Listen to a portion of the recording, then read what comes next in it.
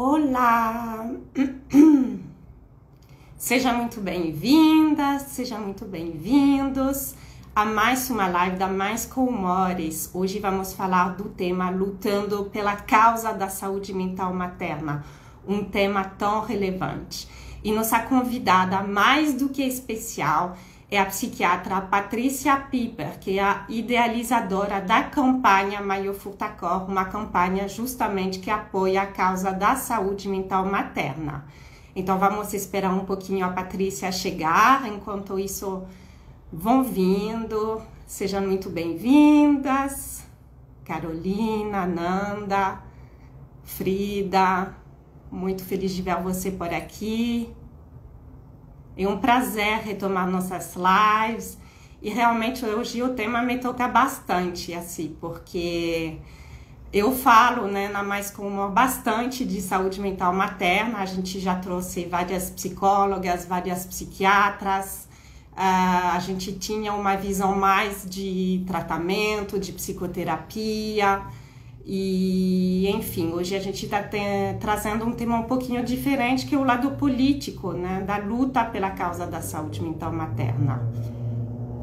Então, estou esperando aqui a Patrícia entrar. Enquanto isso, vão chegando, apertem no coração. Boa noite, Maria Armanda. Muito bem-vinda, feliz de ver você por aqui. Isso, mandem coração para chamar as amigas, mandem aviãozinho, convidando as pessoas para participarem. Logo, logo a gente começa. Recebi uma solicitação, mas não é da Patrícia. Vamos esperar um pouquinho. Ah, gente, eu tava com saudade de aparecer por aqui, né? Maria Armanda, você mandou uma solicitação para participar ao vivo. Acho que foi sem querer. Sogrinha querida, muito bom ter você por aqui, sempre me apoiando. Hoje a gente vai falar um pouquinho do contexto, né, no Brasil, da saúde mental materna, por que é tão importante, tão relevante falar desse tema, o que acontece na nossa realidade. Vamos falar da campanha Maior Furtacor, que é essa campanha nacional de apoio, de conscientização, de sensibilização sobre saúde mental materna, que procura também levar para o lado político, de trazer políticas públicas para esse tema, tá bom? E, enfim, vai ser um bate-papo bem gostoso. Eu só tô esperando a Patrícia entrar. Mais alguns minutinhos. Enquanto isso, eu vou me apresentar. Para quem não me conhece, vamos lá. Então, para quem não me conhece, eu sou a Cristelle, eu sou a criadora da Mais com Humores. A Mais com Humores, ela é um canal de divulgação e curadoria de conteúdos e eventos sobre saúde mental materna. Então, temos esse canal aqui, @maiscomhumores no Instagram, onde eu publico bastante conteúdo sobre saúde mental materna e também sobre doenças relacionadas como depressão e transtorno bipolar, ansiedade, enfim, tudo o que tem a ver com o universo da saúde mental das mães. E tem também um grande diferencial, que é o nosso grupo de apoio para mães e futuras mães com depressão ou transtorno bipolar. Então, para quem não conhece, é um grupo de apoio gratuito, online. Então, são encontros virtuais, uma vez por mês. Se você quer mãe ou futura mãe com depressão ou transtorno bipolar, pode participar.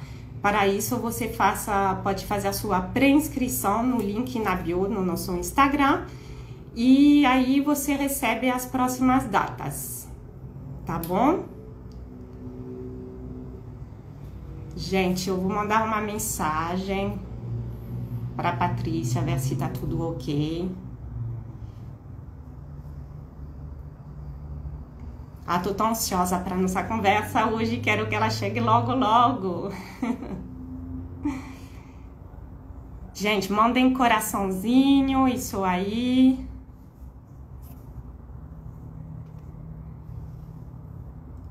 mandar um aviãozinho para a Patrícia. Ah, ela entrou. Ela entrou. Oi, Patrícia. Agora mandou a solicitação.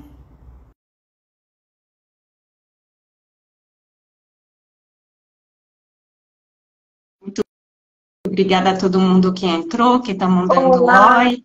Olá, boa noite. Tudo bom? Tudo bem? Perdi a hora, menina. Fui fazer outras coisas quando eu vi, meu Deus. Que bom que deu certo hoje. Estou muito feliz de receber você, viu? É uma honra, um prazer enorme falar com você hoje. Eu aproveitei esses primeiros minutinhos para falar um pouco do tema de hoje, né? E para me apresentar, conter rapidamente do que é a Mais com Humores. E hoje, gente, essa convidada muito especial, né? Que é mãe, que é psiquiatra, que é professora, e idealizadora da famosa campanha Maio Furtacor. Então, seja muito bem-vinda. Com certeza vai ser um papo muito gostoso hoje.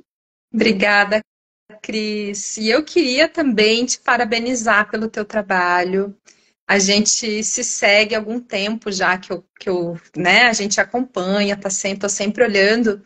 E a importância do que você está fazendo, né?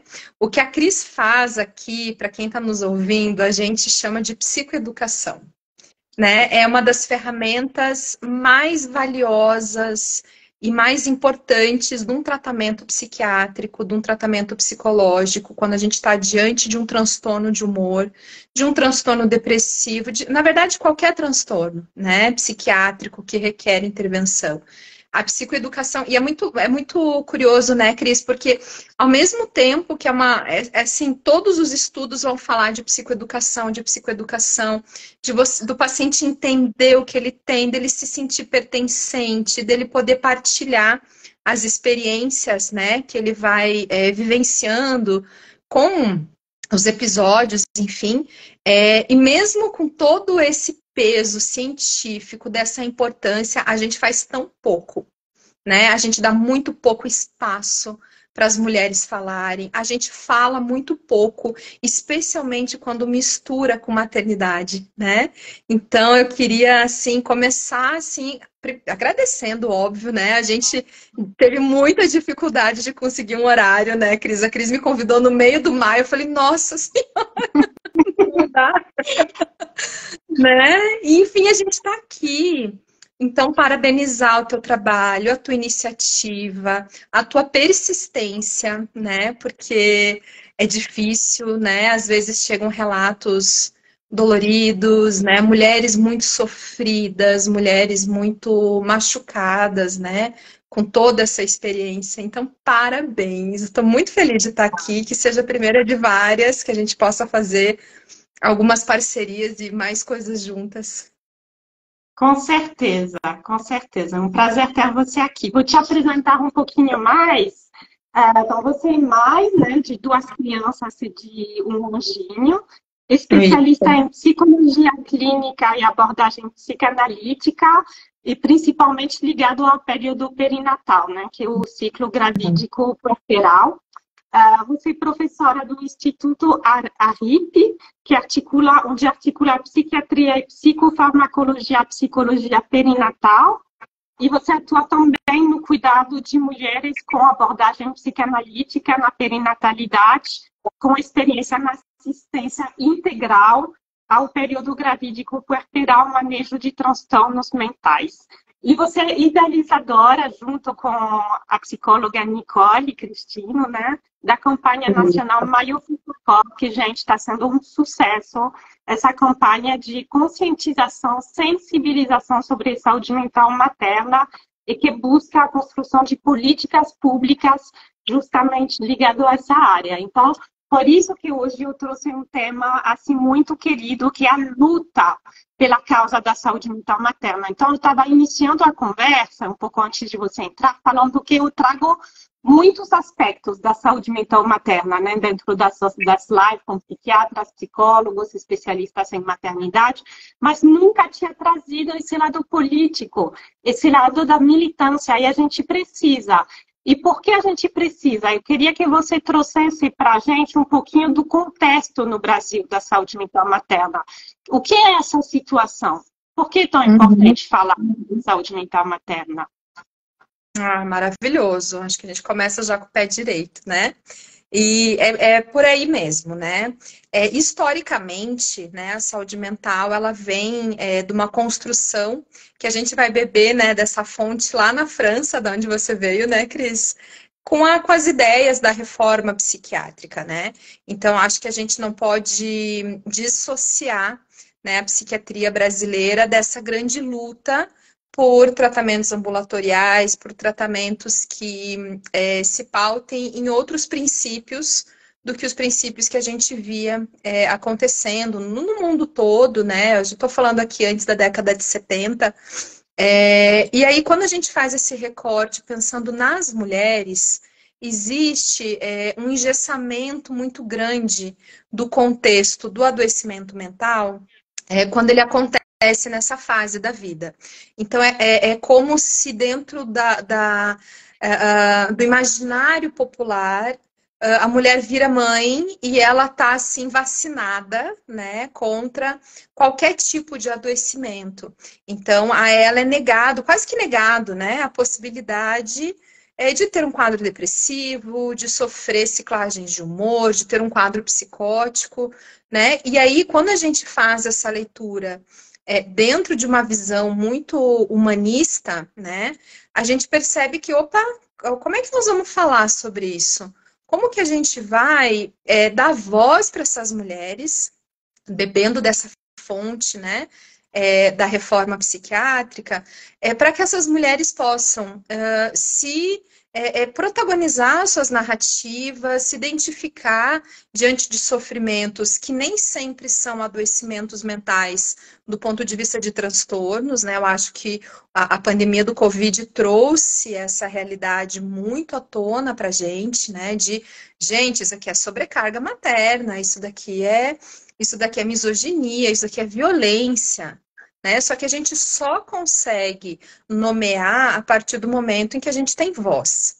Então, a campanha do Maio Furtacor, ela entra nesse contexto, Cris, nesse contexto de olhar para a maternidade a partir dos olhos das mães, não mais dos olhos, né, dos professores, dos catedráticos, dos teóricos, né, dos psicólogos, dos psicanalistas, que na sua grande maioria foram homens que falavam sobre a maternidade, que falavam sobre esses vínculos, que falavam sobre as dores dessas mulheres, né, nossas dores, né? Então, a gente protagonizar de fato o movimento em que a gente comece a olhar para os processos de ciclo de vida de uma mulher, de maternidade de uma mulher, e o que está acontecendo conosco, por que que nós estamos sofrendo. Por que que nós estamos aí na casa de quase 38% de mulheres com quadros de depressão pós-parto? Esse é um sintoma que é um sintoma social. Quando você pega a literatura e você olha que na literatura mundial nós estamos sempre entre 10 e 15% de mulheres, né, com sintomatologia de algum transtorno mental ou até mesmo de uma questão de uma depressão pós-parto, e aí você olha para a literatura brasileira e você chega a esse número, você precisa olhar para isso e falar assim, o que está acontecendo? E quem vai fazer essa pergunta e quem vai responder essa pergunta são as mulheres, são as mães, né? Então, acho que a campanha do Maio, ela traz isso. Ela permite que a gente dialogue entre mulheres, entre mães, mas não só, né? Nós estamos falando de um adoecimento social que engloba a cultura, a sociedade como um todo, né? Mas que vai passar por nós, no sentido de dizer o que nós precisamos para conseguirmos maternar com mais saúde, com mais inteireza, né? Com mais consciência, com mais alegria, né? Até uma das coisas que a gente discutiu muito, né? A gente quer sim maternar com alegria, né? E é Com importante, né? leveza, com um pouquinho mais de leveza, por favor. Exato, exato, né? Então, os transtornos mentais, puerperais, perinatais, eles existem, né? Eles estão aí, eles se mantêm presentes ao longo da história. Então, desde muito lá atrás, existem relatos de transtornos psicóticos, de oscilações de humor, né? Vários nomes foram dados para essas condições ao longo dos anos, né? Mas talvez seja a primeira vez na história do Brasil que a gente está reivindicando, né, melhorias, políticas públicas voltadas para as mães. Hoje nós temos um pré-natal obstétrico Sim. muito bem estruturado, um modelo de pré-natal, falando de SUS, né, uma carteirinha da gestante que contempla todos os dados necessários para a gente conseguir chegar num hospital e dar à luz, com N problemas, né, Cris? Temos violência obstétrica, temos uma mortalidade materna ainda muito alta, mas nós temos sim um sistema de saúde que cuida da gestante do ponto de vista obstétrico, né? E o que é feito pela saúde mental materna? Pois Nada. é um grande vazio. É um grande vazio, exato.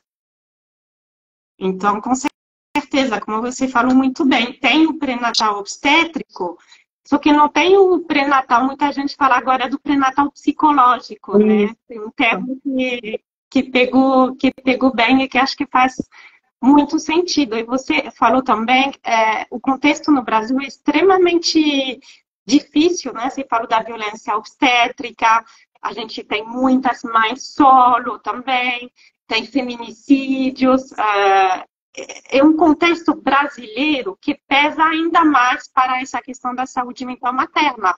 E você falou também que a gente é muito silenciadas, né? Então, a parte da campanha é dar voz para as mulheres não ficarem sofrendo tanto em silêncio. Então, a gente fica assustado com esse dado de 38%.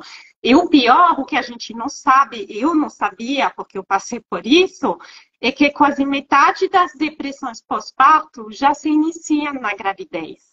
E ninguém fala nisso. Não. Eu estava preparada para uma depressão pós-parto, mas eu não estava preparada para uma depressão na gravidez. Então, eu não entendi o que eu estava sofrendo. Uhum, e esses dados, eles são muito, muito interessantes, porque, de fato, né, 30% das mulheres deprimidas no puerpério já estavam na gestação, né? E essa mesma quantidade das mulheres que têm depressão serão bipolares, que vão estar tendo os seus primeiros episódios de transtorno de humor bipolar no puerpério. Então, veja que período de uma grande janela de vulnerabilidade para o sofrimento mental. Um estresse, né, um estresse muito grande, adequar essa nova vida, adequar todas essas transformações corporais, emocionais, dinâmicas, familiares, transgeracionais. Então, é uma energia imensa, uma energia psíquica imensa, que vai sendo depositada nesse processo. Então, a própria OMS coloca nas suas cartilhas, em seus inúmeros documentos, que toda mulher está vulnerável ao adoecimento mental no período perinatal. Então, não são só as mulheres que já têm diagnóstico, não são só as mulheres que têm fatores de risco, não são só as mulheres que têm histórico, que talvez sejam esses os 3 pontos, Cris, de fatores de risco mais que a gente se atenta mais, né? Então, vamos colocar assim, né? Que todas as mulheres estão em risco de adoecimento mental no período perinatal, que vai desde a concepção até o primeiro ano de vida após o nascimento, né? E aquelas mulheres que já tiveram algum histórico de depressão ou de algum episódio, né? O que é que seja, né? Já usaram medicamento, que tem histórico familiar, essas mulheres precisam pensar, e essa é uma cultura que o Maio está procurando trazer, né? Poxa, eu vou fazer o meu pré-natal obstétrico, e eu também vou fazer o meu pré-natal psicológico, psiquiátrico, né? Porque a chance de eu ter um episódio grávida ou no pós-parto é muito grande, então que eu esteja assistida, né? E aqui a gente encontra camadas de muito estigma, de muito preconceito ainda, que inibe a procura por ajuda. Então, as mulheres, muitas vezes, as mulheres mães, elas vão procurar ajuda quando elas já estão num quadro é, é, muito grave, né? Sim. Ou de sintomas muito graves, ou com ideação suicida, né? Ou assim já num desamparo familiar, porque só quem já teve alguém amado em casa, doente, né, com algum transtorno mental, sabe como é difícil, né? As distorções da realidade, né? Como o diálogo fica difícil, né? Então tem tudo isso, camadas e camadas. É. Então, Cris, a campanha ela vem tentar ocupar esse lugar, falar sobre isso, desmistificar, diminuir, né, o estigma do adoecimento mental geral e o materno mais ainda, né? Combater essas ideias estereotipadas dessa plenitude materna, né? A Plenitude, né? Nada a ver. a famosa romantização da maternidade, né? Exato, exato. Então a gente Muito bom. procura trabalhar com essa cultura também. Então, a gente vai estar falando no maio sobre adoecimento mesmo, né? Sobre transtornos, medicamentos, essas necessidades de assistência especializada, mas também sobre essa cultura, né? Essa cultura materna que chega a ser assim como se fosse botar grimpa na fogueira, né? Não sei se vocês sabem que é grimpa, que aqui eu tô no sul, né? Grimpa é aquela folhinha da araucária, que é onde você encosta ela, ela faz labareda, né? Então é por aí. Nossa, muito bom. E já que a gente está falando de onde vem, assim, o contexto brasileiro onde nasce a campanha, conta um pouquinho mais o que é essa campanha. Uhum. Bom, o Maio ele é uma campanha suprapartidária, né? Então nós não estamos alinhadas com nenhum partido. Meu Deus, me deu um branco agora, partido político, Político. né? Isso. Nós somos um movimento, né? Um movimento predominantemente de mulheres mães, profissionais da saúde. Então, hoje o Maio ele tem mais de 300 representantes espalhadas aí pelo Brasil todo, né? Fora do Brasil também. Então, estamos em 17 ou 19 países, algo assim, não tenho muita certeza, né? E o que que o Maio faz, né? Então, o Maio ele promove ações de conscientização que vão desde as rodas de conversas em unidades de saúde, na fila do pão, né, em escolas, tivemos muitas atividades do Maio em escolas, feiras maternas, palestras, simpósios, jornadas, congressos, enfim, palestras em ambiente empresarial, é, gente, é muita coisa, né? Cada representante tem uma ideia, e aí a gente depois até se surpreende, assim, uau, como é que a gente é tão potente, né? Quando vai somando as ideias de cada uma. Mas e o Maio é isso, então, ele é um movimento, né? Um movimento político, um movimento de militância mesmo, de reivindicação, né? Por melhores condições de saúde mental, por sensibilizar a população. Então, a gente fala muito desse lugar materno, do lugar da mulher, mas nós precisamos, de fato, dos nossos parceiros, dos homens, né, dos pais, dos avós, porque é uma causa da sociedade como um todo, né? E o Maio faz isso, então, nós temos uma marcha, normalmente é uma marcha síncrona, então o Brasil inteiro participa, né? A gente tem várias cidades. Essa marcha é um ato simbólico, muito, muito importante, muito caro para nós, enquanto organização, porque essa marcha, ela nasceu, a ideia dela nasceu bem quando a pandemia foi declarada que acabou. né? Então, nós estávamos com essa realidade de muitas mães doentes em casa, e vivendo, né, ali seus puerpérios, bebês que nunca tinham saído de casa, que não conheciam seus parentes, né? E aí a marcha ela veio como esse ato simbólico de sair de casa, de ganhar rua, de pôr a voz para fora, aqui em Curitiba nós tivemos uma bloca de carnaval, né, que é uma bloca feminista, batucando e pedindo, e era a Nicole com megafone, né, e cartazes, e as crianças, né, fazendo esses cartazes e reivindicando por saúde mental materna, né? Então, talvez seja o primeiro movimento materno brasileiro, né, a realmente ocupar as ruas. Nós tivemos muitos movimentos. Eu não sei te dizer, Cris, quantos exatamente, mas foram muitas marchas, desde as mais pequenininhas, assim, com meia dúzia de gato pingado, até marchas grandes, expressivas, né, com centenas de pessoas.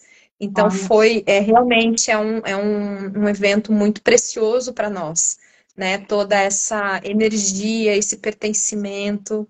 E aí eu fico imaginando depois, assim, quando passa, aquela mulher que está deprimida, que está sozinha, que está vivendo a sua maternidade, né, em desamparo, adoecida, né, em casa, xeretando no Instagram e descobrindo que tem um monte de mãe na rua carregando cartaz, dizendo que guerreira é a Xena, que eu aqui, ó, eu sou uma mãe sobrecarregada mesmo.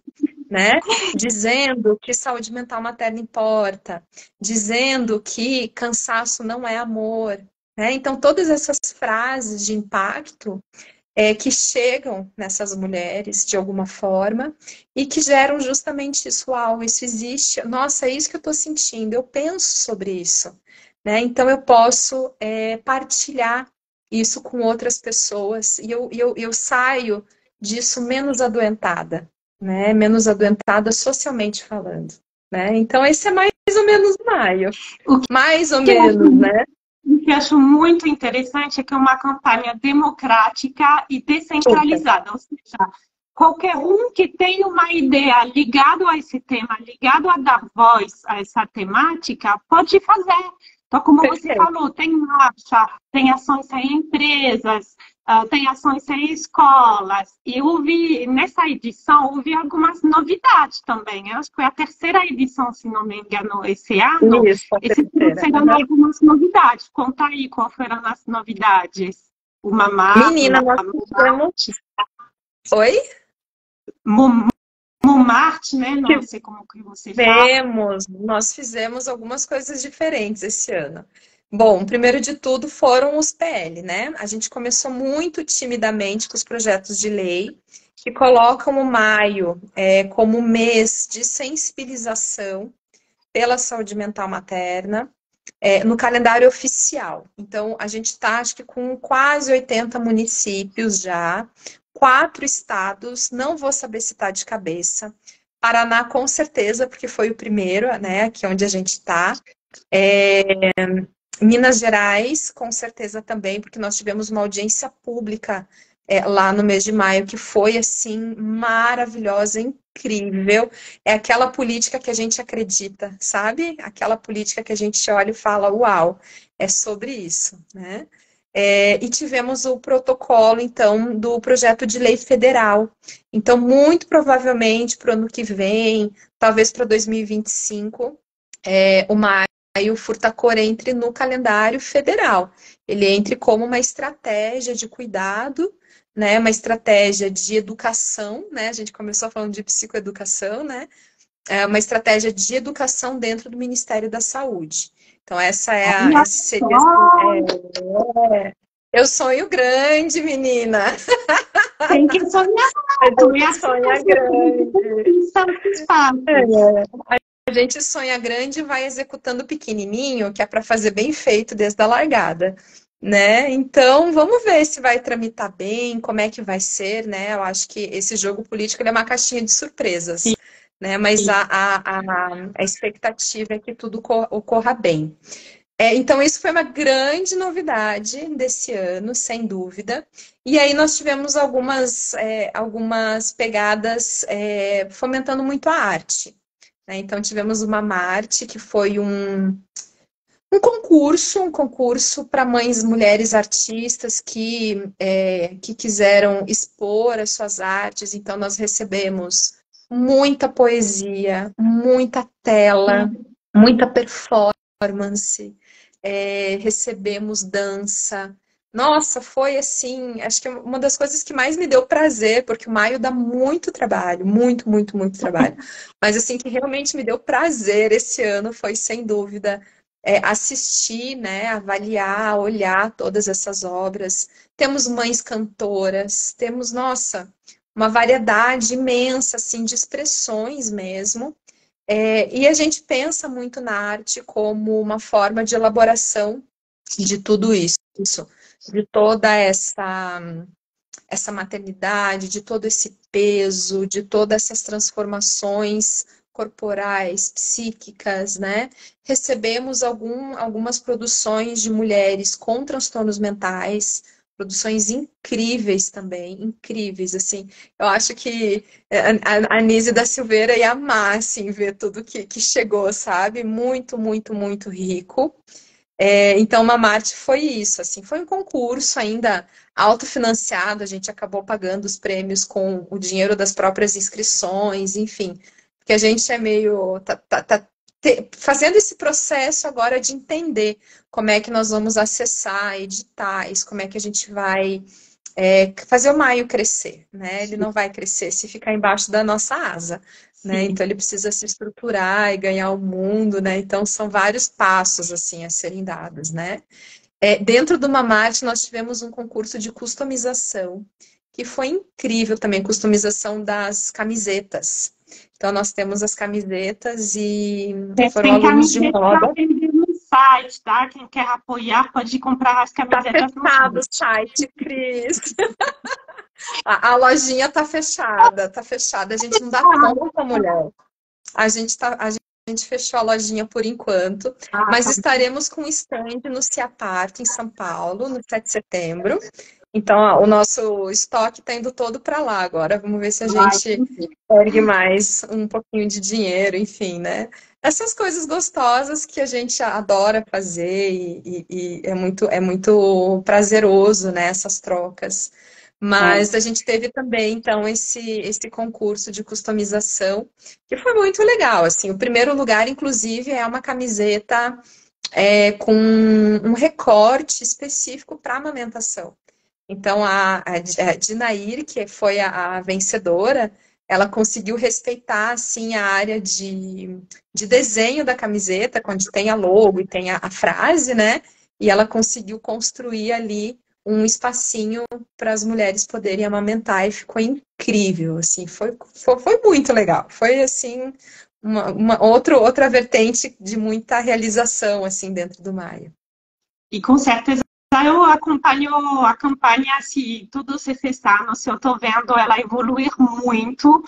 E com Sim. certeza, assim, tem uma pegada também muito de dados científicos, de evidências científicas. A gente não está falando assim pelo ar qualquer coisa, não, a gente está se baseando em cima de evidências científicas. Então, foi muito importante os simpósios que aconteceram, assim, inclusive em universidade. Eu assisti de pelo menos dois, gente, foi muito bom mesmo.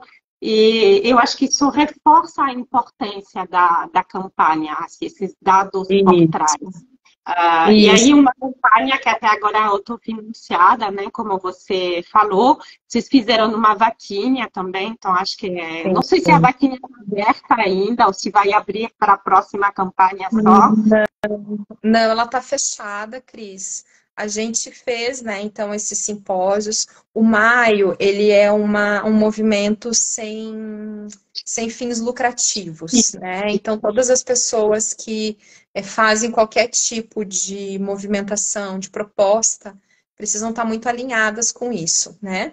Por outro lado, gera muito custo, né? A gente tem aí um giro, né, de muito material, muito demanda de designer, demanda de acesso às vezes, né, não são todos os artigos científicos que a gente consegue baixar, então tem todos esses custos, né, de imposto, né, então a gente acabou abrindo a lojinha para tentar pagar, né, uma parte disso, porque até então a campanha era 100% financiada por mim, e pela Nicole e Cristino, né? Nós somos as idealizadoras, então a gente brinca que a gente teve um surto em 2020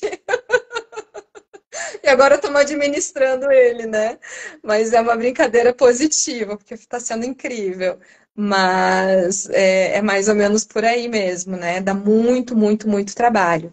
Então, essa questão da loja, os simpósios, era isso que eu estava falando.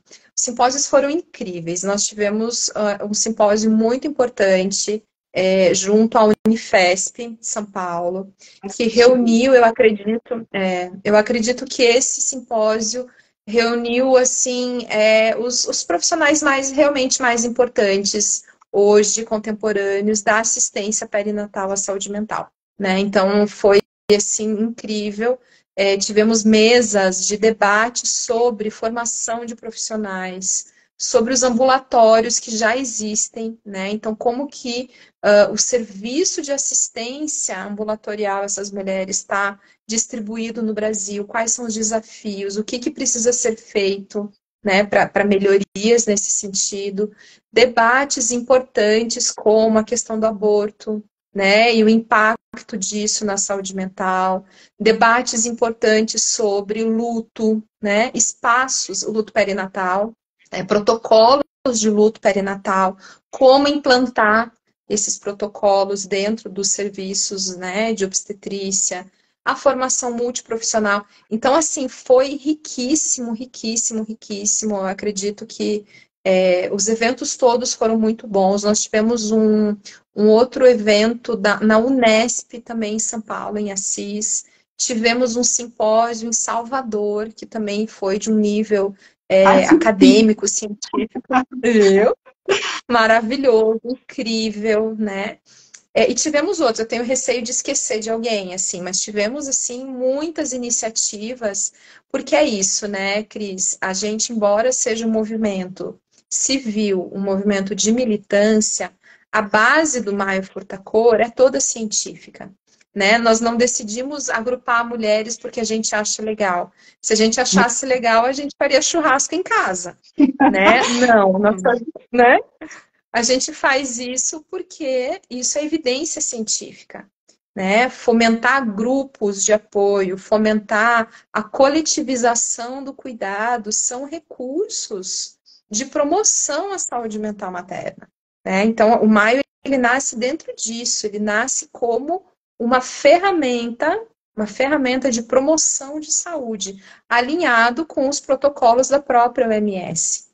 Né? A própria Organização Mundial de Saúde, ela dá essa diretriz para nós, né? De como que a gente pode, então, fomentar esse cuidado. Né? Outros protocolos também que vão falar a mesma coisa. Né? Porque quando a gente tem uma evidência científica robusta, é muito difícil que a gente vá achar algo que contrarie, né? Então, geralmente isso é muito corroborado na literatura. Né? Então, o Maio, ele entra dentro desse filão, digamos assim, de pensamento, de posição, de reivindicação. E assim, falando até de um pouco de política, né, Cris? Nós tivemos projeto de lei de todos os partidos, desde a extrema-direita à extrema-esquerda, passando pelo centrão. Né? Então, isso é um motivo de muito orgulho para nós, porque a gente sente que nós estamos conseguindo representar uma parcela muito significativa da população. Por isso que a gente escolheu o tema da causa, né, para nossa live, porque foi uma evolução muito clara do Maio Furtacor para esse lado público. Da esfera privada foi para a esfera pública, e para essa militância, até nas cores, no logo, houve uma mudança na própria mão, a mão erguida mostrando essa luta, então foi uma evolução da segunda para a terceira edição, a gente nota essa evolução mais política. Eu queria que você contasse um pouquinho dos pilares do Maio Furtacor. Perfeito. Bom, temos como o principal, acho que principal não, porque todos eles são igualmente importantes, né? Mas talvez o que para nós, como profissionais da saúde, né, como profissionais da assistência, é de fato as evidências científicas. Então, a gente vai estar o tempo inteiro falando de evidência científica, de melhor manejo segundo determinados protocolos. Então, quando a gente fala de escala de Edimburgo, a gente não está falando porque a gente achou legal e porque a gente achou bonitinho e fácil de preencher. A gente está falando porque é isso que a literatura diz, é isso que a literatura traz, né? Quando a gente fala de pré-natal psicológico, nós estamos falando de uma ferramenta de trabalho, de promoção de saúde mental, né? Muito consolidada também como prática dentro da perinatalidade, né? Com muita evidência científica, com muito estudo e tudo mais. Então, um dos pilares essa sensibilização, ela se pautar em medicina baseada por evidências. Então, não há achismos, há critérios, né, científicos que são colocados. O segundo pilar, igualmente importante, é o entendimento feminista das causas, né? Então, quando a gente fala do feminismo, muita gente se arrepia, né? Fala, ai, Jesus, lá vem as chatas de plantão, né? Mas o feminismo, ele é um movimento, embora firme, embora um movimento de falar as verdades, falar das dores, né? Então, a gente vai falar sobre machismo, a gente vai falar sobre misoginia, a gente vai falar sobre essas diferenças na subjetivação de homens e mulheres, porque essas diferenças, elas são adoecedoras, né, para os dois, para as mulheres, porque gera sobrecarga, porque gera cansaço, exaustão, para os homens, porque gera uma desconexão muito grande com as emoções, né? Então, tem consequência dos dois lados, mas nós vamos estar falando sobre isso, né? O feminismo ainda, dentro do feminismo, um dos pilares importantes é a economia do cuidado, né? Então, talvez a economia do cuidado seja para nós, né, que estamos assim, né, encabeçando e direcionando o movimento.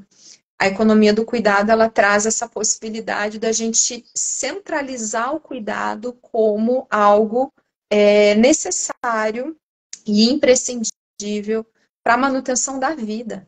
Né? E a gente esquece. Talvez, Patrícia, só para fazer uma parêntese, você pode explicar o que é economia do cuidado? Porque claro, todo mundo conhece esse termo. Bom, a economia do cuidado, ela é uma forma de se entender o cuidado a partir dos seus cuidadores, né? Então, o que é o cuidado, que tarefas são essas e que lugar o cuidado ocupa dentro de uma sociedade. Então, se a gente for fazer uma leitura contemporânea, o cuidado hoje, né, ele ocupa um lugar invisibilizado, um lugar de pouco reconhecimento, né? Basta a gente pensar, né, em tarefas básicas do cuidado, como limpar a casa, tirar o lixo, higienizar os alimentos, né? O cuidado com crianças, o cuidado com os idosos, né? Então, a economia do cuidado, ela procura entender que tipo de trabalho está sendo feito para manter esse tipo de vida como a gente leva, né? Para nós, que somos mulheres, nós somos subjetivadas a entender que cabe a nós, compete a nós executar o cuidado, sejam nas tarefas domésticas, né? Então, no trabalho doméstico, seja no trabalho reprodutivo. O trabalho reprodutivo é justamente isso, né? Gestar, dar à luz, cuidar da criança, amamentar, né? Levar para a escola, alimentar a criança, estimular a criança do ponto de vista cognitivo, do ponto de vista afetivo. Tudo isso é um trabalho, né? Que algumas vertentes do feminismo vão chamar de trabalho reprodutivo.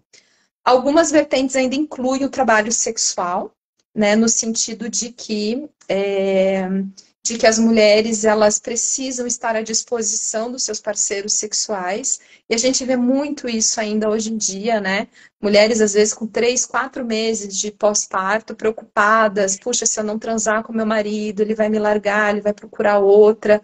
né? Então, algo muito mais da ordem da obrigação, né, de se executar um papel, né, do que do tesão, do que do afeto, do que da vontade, né? Então, o trabalho ele ainda inclui o trabalho sexual para algumas teóricas, para outras isso é um tema secundário, enfim.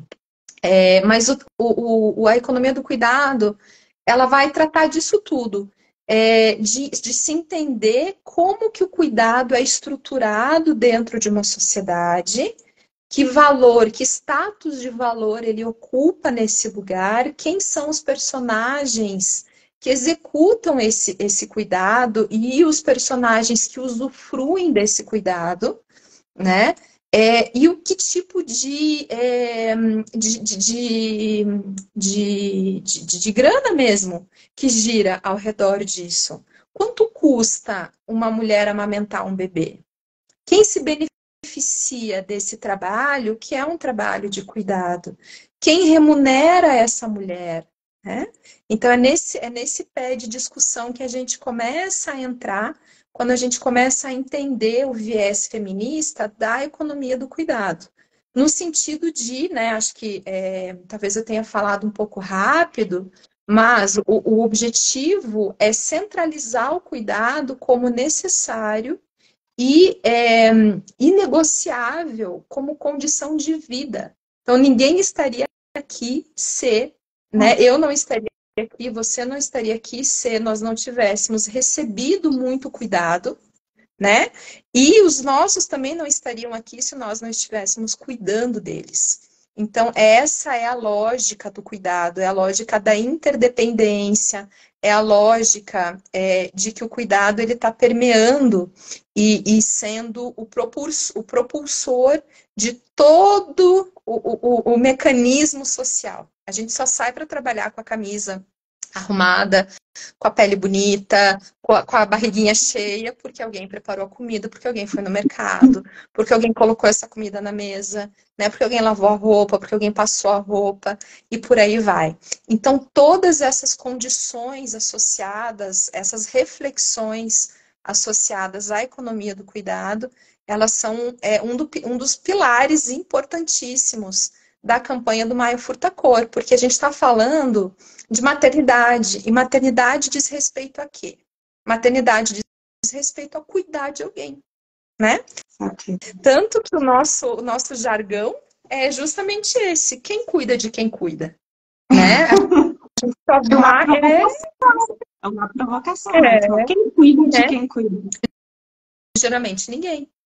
Né? Ou quem cuida de quem cuida, geralmente é uma outra mulher de uma classe econômica mais baixa, de uma escolaridade mais baixa, né? Historicamente mulheres negras, né? Que estariam na base de uma pirâmide, digamos assim, social, né? Dentro do cuidado, né? Então, são coisas para a gente refletir, para a gente pensar e para a gente começar a fomentar mudanças concretas, né? Então, a economia do cuidado está sempre presente, muito presente. Com certeza. Eu falei os 3 pilares importantes do Maio. Mais importante. Gente, vocês podem interagir. Se vocês têm perguntas, por favor, aproveitem esse espaço. Doutora Patrícia maravilhosa. Já tiveram pessoas parabenizando a iniciativa. A gente pode abrir esse espaço, né? Quanto tempo temos? Temos um pouquinho de tempo até terminar a live, então fiquem à vontade para interagir com a gente, trazer suas perguntas. Acho que é isso, você falou muito bem dos pilares e desses conceitos por trás, né? Como o feminismo, a economia do cuidado, e a gente sabe que você explicou bem o que é a economia do cuidado hoje. Ela principalmente cai em cima dos ombros das mulheres, né? A gente tem uma sociedade ainda muito patriarcal. Muito, muito. E as mulheres, elas têm sofrido de muita sobrecarga, né? De uma expectativa de uma parceria dos parceiros que não se concretiza, né? E aqui tem muitas camadas para a gente discutir, né? Muitas camadas. Quando a gente olha para a população negra, né? Para a população de baixa renda, nós vamos estar falando de outros tipos de desamparo, né? Igualmente adoecedores, né? no sentido de que, assim, gente, o meu cabelo, eu preciso fazer uma pausa, Cris, porque, olha, eu ganhei flores hoje, eu descobri que os meus poucos seguidores no Instagram são tudo fofoqueiro. Eles querem saber do meu cabelo novo, eles querem saber de que eu ganhei flor, conteúdo mesmo, não estão nem aí, né? Obrigada, Chabô. Um beijo, saudade de você. Ó, até me perdi aqui. Mas eu estava falando então sobre essa questão de recortes mesmo, né? Então, quais são as reivindicações dessas mulheres? Essas mulheres desamparam os próprios filhos para cuidar dos filhos dos outros, né? Vivem situações de muita precarização e de reivindicações de estrutura de transporte, de vaga em creche, né? De acesso à segurança alimentar, que é um dos temas importantes da gente discutir também, né? Nós passamos aí por os últimos anos em uma extrema insegurança alimentar. As crianças voltaram a ter desnutrição, né? Então, é disso que nós estamos falando, desse grande contexto absurdamente complexo, né, de vivências maternas, que dizem respeito a todos os personagens da nossa sociedade. Não diz respeito só às mulheres, às mães. Né? Então é mais ou menos por aí que a gente vai caminhar. Você trouxe um pouquinho a questão da maternidade solo, né, Cris? Acabei de finalizar um capítulo com um livro sobre maternidade solo, que a gente vai ter também reivindicações e dores que são próprias de mulheres que estão criando essas crianças sozinhas, né? Medos, angústias, né? A realidade de mães que se denominam, né, mães atípicas, né, que são mães de crianças com algum tipo de alguma deficiência, com neurodivergências, com autismo, enfim, né, um termo guarda-chuva. São mulheres que vão estar reivindicando outras questões. Então, tudo isso diz respeito ao cuidado, né? Tudo isso diz respeito ao cuidado. Como que o cuidado vai sendo estruturado? Por que que as mães de autistas precisam praticamente abdicar da própria vida? Porque a logística de uma mãe de autista é levar para terapia. Não sei se já tiveram essa temática falada aqui, né? Mas a mãe de autista, ela vive basicamente em função de levar a criança na fono, de levar a criança na TO, de levar a criança na psicoterapia, de levar no neuro, de levar no psiquiatra, né? Quem está olhando para essas demandas?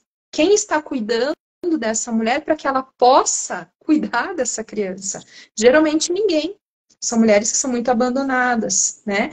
Então, são todos esses recortes que são recortes que nós precisamos debater. E é a partir da nossa voz, é a partir da voz das mães de autistas, é a partir da voz das mulheres negras, periféricas, é a partir da voz das mulheres solo, né, das mães solos, que nós vamos entender o que precisa ser feito para melhorar essas condições de vida e não chegar num adoecimento, né, ou até mesmo num suicídio, que parece Sim. que não existe, mas tem matado mais do que hemorragia pós-parto.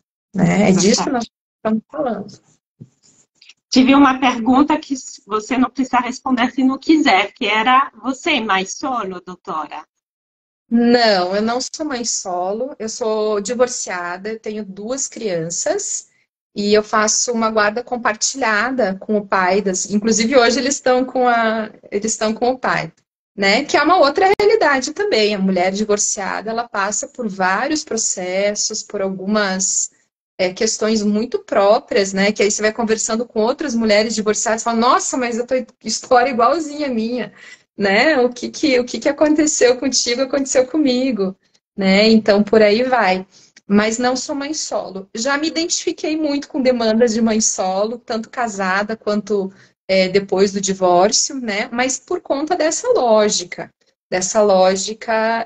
ainda dos homens terem essa dificuldade de entender a centralização da importância do cuidado, né? Então, tem tudo isso. Para eles é uma construção também, né? E para eles entenderem do que nós estamos falando, eu ouço muito, muito isso das minhas pacientes, né? Parece que eu falo uma coisa e ele entende outra, né? Eu falo que precisa trocar fralda e ele entende que eu tô reclamando porque, né? E aí, nossa, isso dá pano aí, dá conteúdo para outra live para a gente falar só sobre isso. E você trouxe um recorte interessante, a mais atípica. Só queria trazer um recorte também um pouco diferente, que eu recebi a pergunta antes das lives, das mães que têm um transtorno mental. Porque a gente falou na live toda, né, de que as mães são silenciadas, saúde mental materna é um tema tabu, mas saúde mental materna das mães com transtorno mental é ainda mais tabu. Então, a gente fala muito na Mais Com More, a gente traz o recorte das mulheres com depressão, com transtorno bipolar, até pelo meu próprio histórico, né, de transtorno bipolar. Tem pessoas que falam de maternidade neuropsicodivergente. Eu não sei se eu gosto muito do termo, mas, enfim, é um recorte também que a gente precisa olhar para essas mães. Muito. Muito, muito, muito, muito, muito. Quer ver, Cris? Eu vou te dar um exemplo que a gente não precisa nem assim entrar muito na questão da psicopatologia mesmo para a gente ver a complexidade disso tudo. Mulheres autistas em trabalho de parto. Ponto. Né? São mulheres que, né, têm um transtorno, uma neurodivergência, autistas, que podem ter uma sensibilidade à dor absolutamente peculiar, né? Em trabalho de parto, né? Ou às vezes durante a própria gestação, né? Com queixas somáticas, já acompanhei nenhuma nem duas, várias, né? Queixa somática, que isso dói, que aquilo dói, que aquilo, e tudo dói, tudo incomoda, né? E não é por uma questão com o bebê, ou uma questão obstétrica, né? É por questões da senso-percepção mesmo. Como que ela sente o próprio corpo, né? Como que esses estímulos sensoriais são integrados dentro dela, né? Então, aqui a gente tem um exemplo de largada dentro de uma neurodivergência. O quanto que nós estamos preparados, as maternidades estão preparadas para olhar essa mulher a partir disso? Zero, né? Zero. E aqui tem inúmeras questões, desde o despreparo e a desinformação dos próprios profissionais. Então, mulheres que têm transtornos mentais muito comumente são orientadas a parar com as medicações, né? Isso é um erro gravíssimo da assistência, gravíssimo, né? Está associado aí, para quem tem transtorno bipolar, a 70% de chance de recaída. É muita coisa, né? Então, o despreparo desses profissionais, o alarmismo, né? O reforço dessa coisa assim, de você vai tomar remédio, vai fazer mal para o nenê, né? Não, o que vai fazer mal para a criança é o transtorno mental ativo, é isso que precisa ser tratado. Existem medicações seguras. Equilibrada, isso que dá. Exato. Né? Então, essa cultura ainda, né? Isso inclusive estava relatado, Cris, nos tratados de obstetrícia, que o estado de alta progesterona no corpo materno, ele fazia um efeito de proteção ao cérebro. Olha só que equivocado, né? Isso, junto com essa questão essa cultura, né, de que a progesterona protege o cérebro materno, junto com a cultura desse amor materno idealizado, que é socialmente construído e socialmente reforçado, faz com que os profissionais da saúde acreditem que a grávida com transtorno mental, ela está imune, né? Ela não vai ter problema nenhum, né? E quando ela relata, isso é minimizado, não é levado a sério como um sintoma a ser tratado, né? Muitas vezes é considerado aquela grávida lá, aquela poliqueixosa, né? Então, minimizado, colocado de lado, né? Recebe esse rótulo da grávida chata, da grávida que ninguém quer cuidar, Isso é muito comum ainda, né? Muito, muito comum. Né? E aqui a gente vai ter assim uma variedade incrível de possibilidades, né, de manifestação disso. Transtornos alimentares na gestação. Como que nós vamos cuidar desse estado nutricional? De uma mulher que tem uma visão distorcida do próprio corpo, né? E essa mulher vai ganhar uma barriga. Como que a gente vai cuidar dela para que ela consiga passar por essa gestação? Para que esse bebê venha também com saúde, né? E, nossa, vários exemplos possíveis para a gente pensar, né? Até que saia um pouco. E alguns medos, né, Cris, da questão do transtorno mental, alguns medos muito pertinentes de perda de guarda, né? Qual mulher que teve já um episódio agudo que não teve medo de perder a guarda, de perder a convivência com os filhos? Se essa mulher tem transtorno mental e está num processo, por exemplo, de litígio, ou na vigência aí de um processo por conta de alienação parental, qualquer coisa do tipo que envolva a justiça, essa mulher entra num sofrimento, né, absurdo, porque ela tem medo de que o transtorno mental seja usado como uma arma contra ela, né? Então são muitas camadas mesmo. Acontece, já acompanhei vários casos, né? Eu já tive o genitor me pedindo laudo, né? Me pedindo laudo para anexar em processo judicial. Então é muito delicado. E essa cultura que penaliza a mãe é o que a gente precisa mudar, né? A mãe, na verdade não é só a mãe, né? Todo mundo precisa de cuidado. Né? Temos um comentário aqui, justamente pertinente ao que a gente estava falando. Penso em não engravidar por causa dos transtornos. E o que eu vejo muito, muito na Mais com More são mulheres com depressão, com transtorno bipolar, falando: eu tenho medo de engravidar. Meu psiquiatra fala para parar todos os remédios. Ou eu tenho medo de transmitir para a minha criança o meu transtorno. Então, é um sofrimento enorme dessas mulheres, de fato. Bom, sobre isso eu quero fazer dois apontamentos. Vou começar de trás para frente. Eu transmiti o meu transtorno para o meu filho, né? Transmitir o gene ligado aos transtornos, seja qual for, não quer dizer que a criança vai manifestar esse transtorno na infância, na adolescência, na vida adulta, né? Então a gente não pode confundir o risco genético com a manifestação de um transtorno. O transtorno, embora ele tenha esse cunho muito hereditário, muito genético, a gente estuda muito isso, né? Ele depende também de uma interação ambiental, né? Então, claro que quem tem a genética, mas está num ambiente, não é regra, né? Mas está num ambiente violento, num ambiente insalubre, num ambiente instável, né? Claro que a chance dessa pessoa desenvolver o transtorno é muito maior. Agora, é uma loteria, né? A gente fala que maternidade é da ordem da aposta. A gente nunca sabe ao certo como vai ser. Eu posso ser uma pessoa sem genética nenhuma, né? O alecrim dourado que nasceu no campo, né? E, eventualmente, os meus filhos podem desenvolver algum tipo de transtorno mental. A gente não tem garantia disso, né? E o segundo ponto é sobre a questão medicamentosa, né? Então, gente, a esmagadora maior parte das medicações tem se mostrado seguras na gestação. A esmagadora maioria.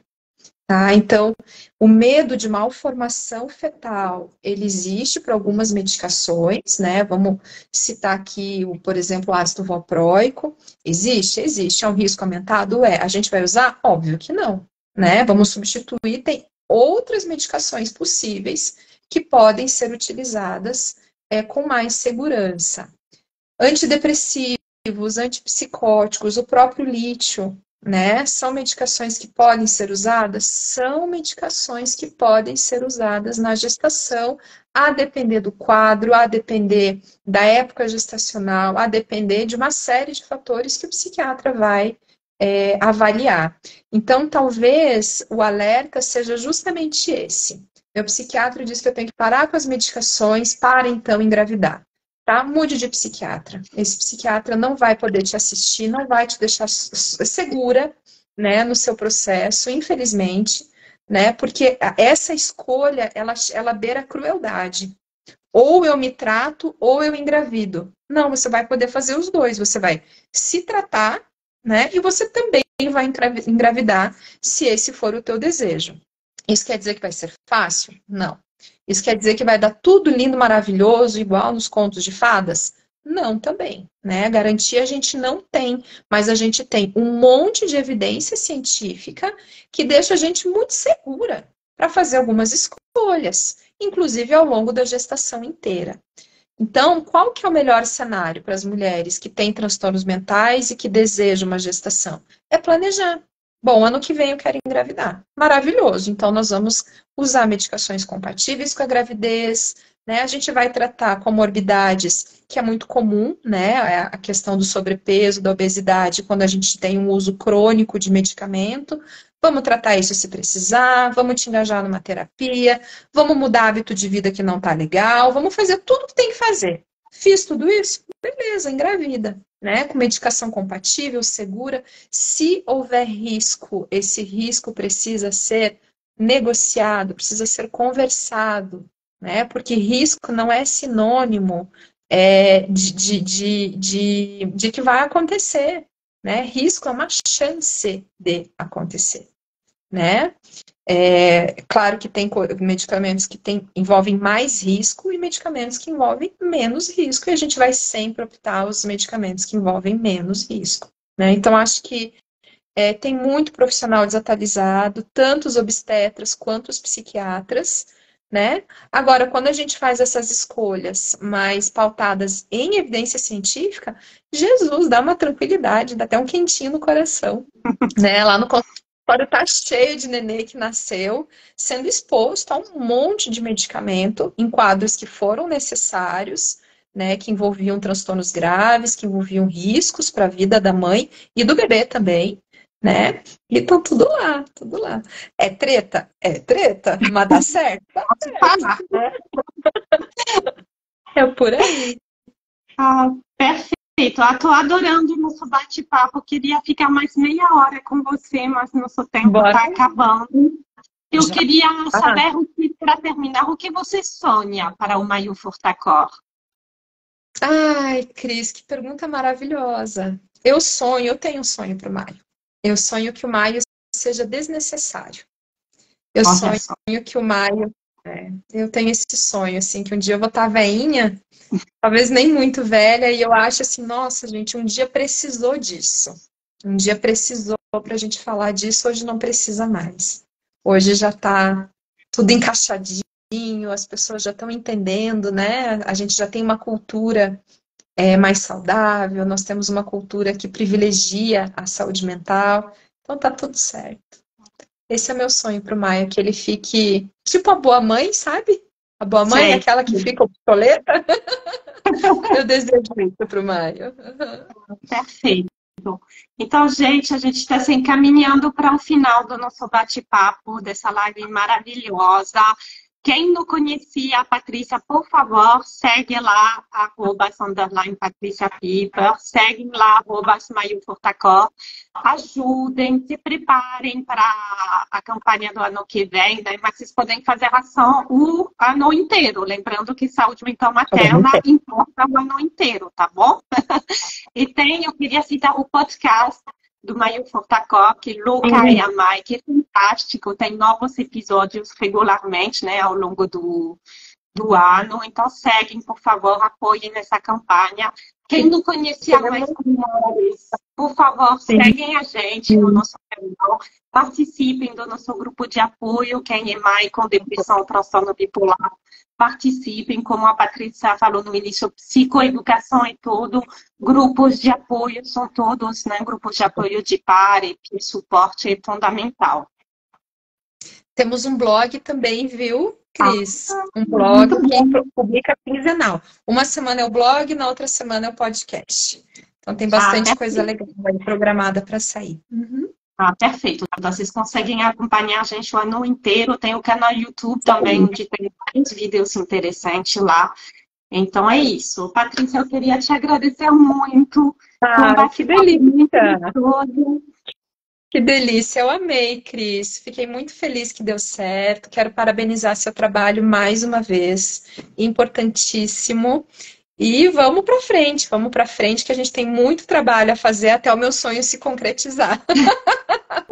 Com certeza. O que puder Vamos lá. ajudar, vocês podem contar comigo também. Maravilhoso. Obrigada, Cris. Um beijo bem grande para você. Obrigadão, obrigada a todos que nos assistiram aqui. Beijo, Stephanie. Ah, tchau, tchau, gente. Ah, obrigada e obrigada a quem vai nos assistir depois. Quem tiver dúvidas, pode deixar depois nos comentários, tá bom? Um beijo grande e até a Um próxima. beijo. Tchau, tchau.